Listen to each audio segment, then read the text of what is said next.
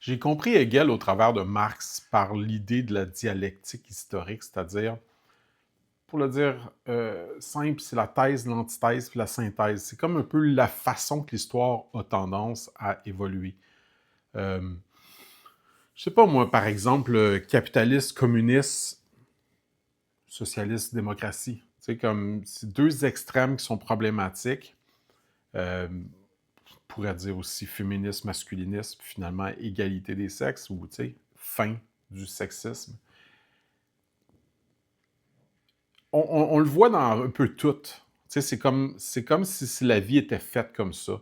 Puis d'ailleurs, la plupart de la vie, évidemment, la biologie, c'est complexe, puis on pourrait donner d'autres exemples, mais la plupart de la vie, c'est un père et une mère font un enfant. Puis c'est un peu toujours, justement, la synthèse de deux êtres très différents. Et donc, si, par exemple, je regarde l'histoire de la Corée, et j'ai évidemment plus tendance à être du côté de la Corée du Sud, il y a aussi des problématiques qui viennent avec la façon que le Sud a plus tendance à jouer, à vivre. C'est un peu un jeu, la vie, de toute façon. Et donc, l'analogie ultime, parce que là, ça, c'est du proxy, hein, la guerre de Corée, c'est essentiellement une guerre entre la Russie et les États-Unis. En réalité, ben justement, c'est comme deux grandes tendances. Et donc, oui, c'est vrai qu'il y a des grandes problématiques avec Poutine, et historiquement, étant donné mes deux grands-pères qui ont fait la Deuxième Guerre mondiale, j'ai plus tendance à être du côté de l'OTAN, même si je me considère très à gauche, parce que c'est pas vraiment la question, c'est pas vraiment une question de droite-gauche, c'est plus une question de démocratie versus dictature. Mais encore, on voit, par exemple, avec les États-Unis maintenant, qu'il y a une grande tendance dictatoriale au travers du capitalisme aussi. Et, et donc, si on peut détester Staline pour plein de raisons, tous les désastres qu'il a fait, à quelque part, on peut se poser la question, sont-ils vraiment aussi pires que ce que le capitalisme, avec son système de profit infini au travers du marché boursier, d'une croissance constante, qui refuse essentiellement d'ancrer l'économie dans l'écologie, ce que le marxisme cherchait plus à faire, ce que l'économie de gauche a plus tendance à faire, et donc uniquement le profit avant toute chose. Cette notion-là du profit avant toute chose n'est-elle pas finalement la chose la plus destructrice de l'histoire de l'humanité? Et c'est là qu'on voit un peu les forces de l'histoire à l'œuvre. Et donc, quand on regarde, par exemple, tous les méfaits qu'ont fait les dictatures communistes comme la Chine puis l'URSS, on peut se dire que le contrepoids de ça, c'est peut-être le mode de vie à l'américaine qui dépense tout, gaspille tout, crée plus de déchets que n'importe quoi et, ultimement, pourrait détruire toute vie sur Terre. Et donc, même si c'est moins apparent dans les structures politiques, que ce l'est seulement quand il y a comme une pointe d'iceberg qui se pointe comme une espèce de bonhomme comme Trump qui nous montre vraiment que même ces sociétés dites libres peuvent verser dans une dictature. La question demeure encore un peu toujours une espèce de dualité plus fondamentale entre le capitalisme puis le communisme. Et le capitalisme semble beaucoup plus destructeur. Donc évidemment, là, le but, c'est pas de comparer la plus grande victime, mais c'est juste de dire, il faut être capable de voir les deux côtés de la médaille. Et donc, cette liberté de consommation-là, parce que c'est essentiellement ce que c'est, la liberté de consommer, c'est aussi la liberté de détruire au travers d'un non-respect de l'environnement. Et donc, quelque chose qui est complètement dans une bulle, comme une bulle spéculative, comme les marchés boursiers, etc., et qui est désincarné, et qui est donc très dangereux parce que finalement, il est purement idéologique. Puis c'est ça l'ironie de toute cette dualité-là, parce qu'on a tendance à dire constamment que les communistes sont purement dans l'idéologie, mais est-ce que cette idéologie est plus destructrice que le capitalisme? Et donc, je ne suis pas en train de dire qu'il y a vraiment, ben, comme je l'ai dit un peu au début, pour moi, la solution est plus comme des pays comme, par exemple, le Danemark, qui sont des social-démocraties, donc qui respectent vraiment les valeurs de base de ce qu'on appelle ultimement le communisme dans l'œuvre de Karl Marx, mais qui est vraiment juste du socialisme, mais en respectant les valeurs démocratiques, une social-démocratie. Parce que le social ne fait de sens que dans le sens où il représente essentiellement le peuple. sais, le problème avec des partis politiques comme le communisme en Chine et en URSS, c'est qu'on a l'idée que le peuple est dans une situation de pouvoir total par rapport au gouvernement, et donc essentiellement, c'est une dictature du prolétariat, du peuple, mais en réalité, c'est juste le secrétaire du parti qui l'est. T'sais. Et donc, c'est plus du tout une dictature du peuple. C'est pas du tout une démocratie, ce qui pourrait être une dictature du peuple.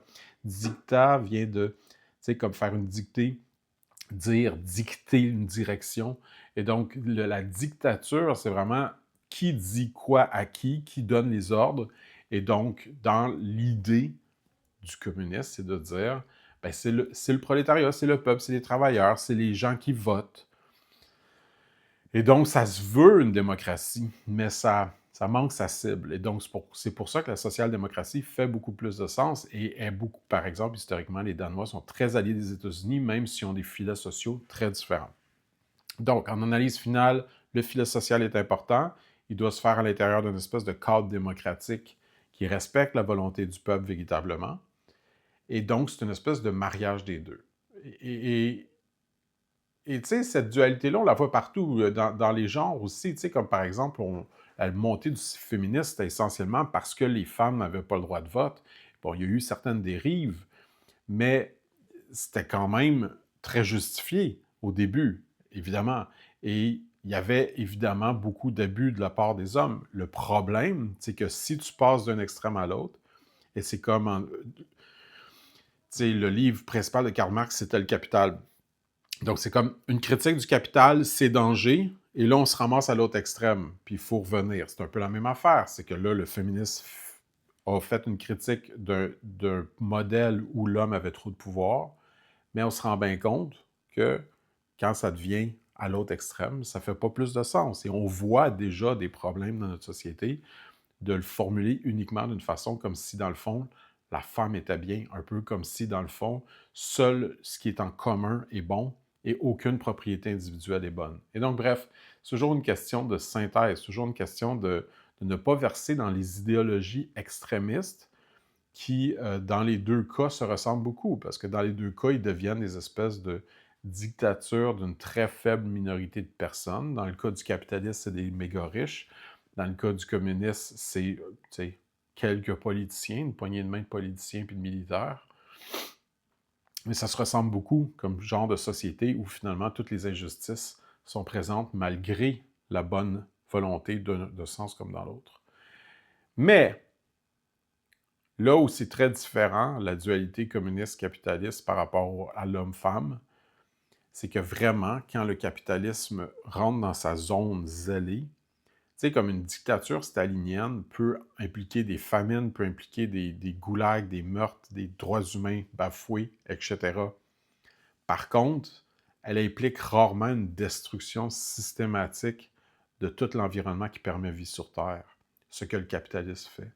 Et donc, l'espèce d'économie sans aucun respect pour la vie, qu'on voit surtout au niveau de la structure là, des marchés boursiers, tu sais, les conseils d'administration des entreprises sont essentiellement là pour s'assurer qu'il y ait plus de profit. On ne parle pas d'honneur de la compagnie, on ne parle pas de continuité avec les premiers produits de bonne qualité, on parle d'augmentation des profits pour les actionnaires tout le temps, tout le temps, tout le temps.